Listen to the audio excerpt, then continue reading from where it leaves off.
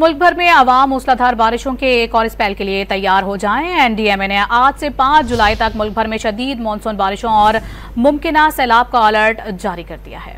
National disaster management authority کے مطابق کشمیر، گلگت بلتستان، اسلام آباد، پوٹوہر، ایبٹ آباد، مانسیرہ، ہری پور، بالا کوٹ، مری اور گلیات میں موسلادھار بارش متوقع ہے۔ تیز بارشوں کے باعث لینڈ سلائیڈنگ اور ندی نالوں میں طغیانی کا بھی خدشہ ہے۔ خیبر پختونخوا کے شہروں پشاور، چارسدہ، نوشیرہ، کوہاٹ، سوات، چترال، ڈی آئی خان، بنو اور مردان میں اربن فلڈنگ کا الرٹ جاری کر دیا گیا۔ دریائے کابل اور دریائے سوات میں پانی کے بہاؤ میں اضافہ متوقع ہے۔ وفاقی دارالحکومت اسلام آباد سمیت پنجاب میں لاہور اور راولپنڈی سمیت مختلف شہروں میں بھی شدید بارشوں کا امکان ہے۔ 2 سے 5 جولائی کے دوران کراچی، حیدرآباد، ٹھٹہ، بدین اور سندھ کے دیگر علاقوں میں بھی شدید بارشیں متوقع ہیں۔